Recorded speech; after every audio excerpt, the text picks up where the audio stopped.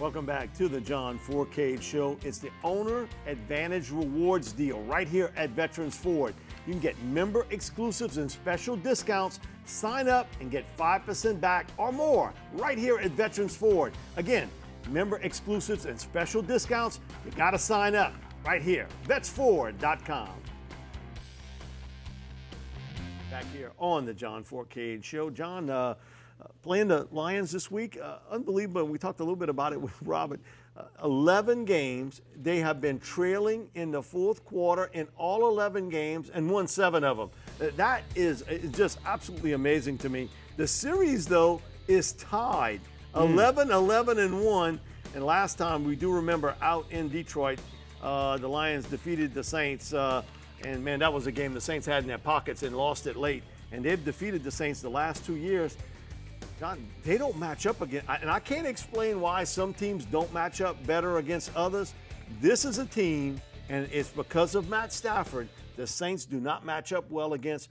He's a bit of a gunslinger, kind of maybe the new age version of what we saw with Brett Favre and that sort of thing. You can't say one thing they do really good, but they find a way to win. Right, that's the thing. That's what counts. It's all about winning. Winning ugly, winning good, as long as you're winning. To let everybody know, too, Matt Stafford's first touchdown pass has been against – it was a run. I'm getting quoted on that. It was a run. His first touchdown was against New Orleans Saints. So he's got that going for him. But he has definitely played so much better this season and then in the past. He is a gunslinger. But they're winning football games. Before he was a gunslinger, they were losing some games. Now they're winning ball games. And like you said, Mike, they got one of the best kickers in football because when you come to the end of the football game and depend on your kicker that cat don't miss to make field goals. And it's easier when you're playing indoors, and that helps you. Now, both these teams play indoor this week, but Detroit has played well. Like you said, you can't pinpoint one. You can't pay. They got a good running game, good passing attack, good O-line, good defensive line, good secondary. They just got a decent football club, and they get it done because they've been winning against some good teams now. They beat the teams in their division. They beat Minnesota the other night. They've done very well in this season. That they're 7-4 because nobody picked them to win the division. When it all started out, Mike, 5-0 Minnesota, you thought they were going to run away with it. And now, guess who's at the top? The other thing too is, I think Matt Stafford has played better this year for one reason: doesn't have Megatron, and sometimes these diva receivers are chiping in your ear all the time about I'm open, I'm open, I'm open, get me the football. You look at him this year, he's distributing the ball like Breeze, 8, 9, 10. The last 3 weeks that they've played, that's how many receivers he's got involved, 8, 9, and 10. So you look at him, he's not always looking toward Calvin Johnson. He's distributing around. Golden Tate's somewhat been the go-to receiver for them. But it's funny, you wouldn't think that when you have a receiver like Calvin Johnson, but I actually think Stafford's played better without him. Well, the whole object is to win football games. I mean, look, when I was playing quarterback, I've heard it a little bit. I've had some guys that wasn't getting the ball. And then, I spread it around a little bit, and it makes it a lot easier for you in the locker room and being around, but you want to win games. And I think these players now realize this: we want to win football games. I'd rather be leading my division than having me at the end at the bottom of the division, knowing that we got one guy catching all the balls. And this team has played very well, and I've seen a couple of games they played, Mike.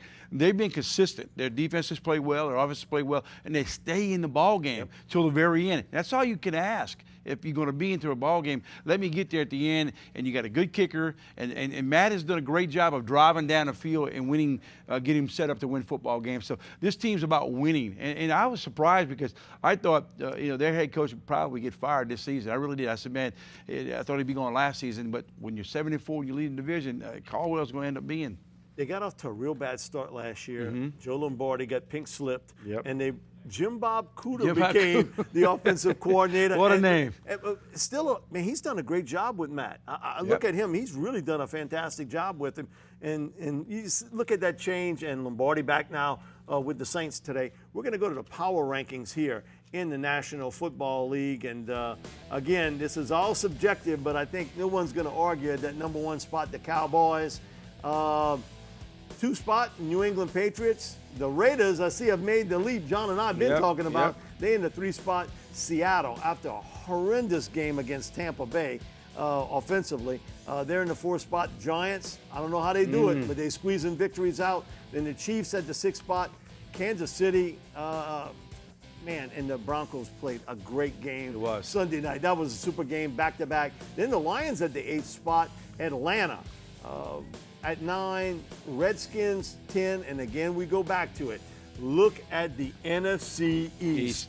How they are dominant in that particular spot. But Detroit being that top 10 goes to show the respect that they really deserve, because I agree with you. No one thought they'd be the leader right now in the North. Well, there's no doubt about it. If you're going to be leading your division, you're actually going to be in the top 10. If you look at those right there, most of the teams that are all leading their divisions are in the top 10. And that's what it should be, because if you're leading your division, you should be there. And they earned it to be where they're at, Detroit. But there's other teams in there, too. I've still kind of figured out the Giants. I mean, it's kind of like, okay, they're 8-3, and they got to do it with mirrors or whatever. But they're there. But the team that you got to be impressed with is the Oakland Raiders. And we saw them early in the season play the Saints.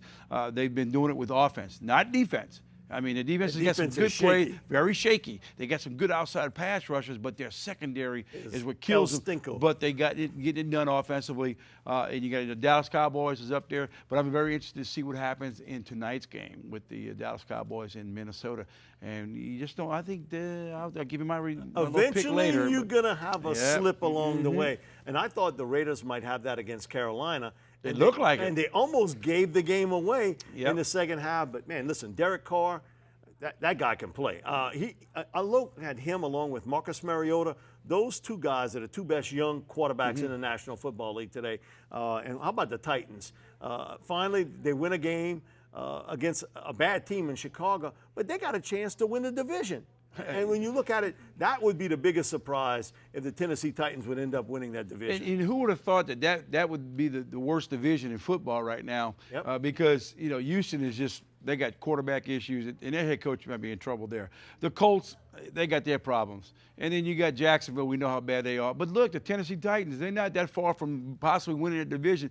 And people thought before the season was over, this guy would not be coaching before the season's over. He'd probably get fired midway through. But they're winning they're winning old school football. They're running the football. They're not tearing it up, throwing the ball as much as you would think in the NFL. They're just winning old school football. Flip the coin from Mariota, who I think has played just tremendous football. Jameis Winston out in Tampa Bay. They go up against Seattle. 2 touchdown passes. He hits Mike Evans over the top of Richard Sherman in that spot. And, man, I give the Bucs, that defense was absolutely superb against Seattle. Seattle's line, though, is lousy. I mean, that's a bad offensive line. But, everybody kind of thought, hey, Seattle's going to give the Saints a little bit of help because they'll knock the Bucs. And that wasn't the case. And Jameis Winston, again, he's one of these guys that always got his hand in the piranha water. Sometimes he gets gnawed on, sometimes he gets you. But again, another win for the Bucs, and they kind of sneak it around the corner a little bit if they can piece it together. And the Saints have to play them twice down the stretch. And not just the fact that Winston's got 22 touchdowns. He's playing very well for them 2 years in a row, even though he's a youngster. But they've played well. Got a new coaching staff in there. And Mike Evans. I'm impressed with their defense. Stepped up. And granted, Seattle's not the best offensive team that they have in all of football, but they're making noise. Mike, they're a game up on the Saints, and they're a game behind Atlanta. Still got to catch Atlanta. The Saints got to play these guys twice, and before the season started, you think, well, maybe the Saints will win both of them. I'm not sure they're going to get a split. I wouldn't be surprised that they split it. Right.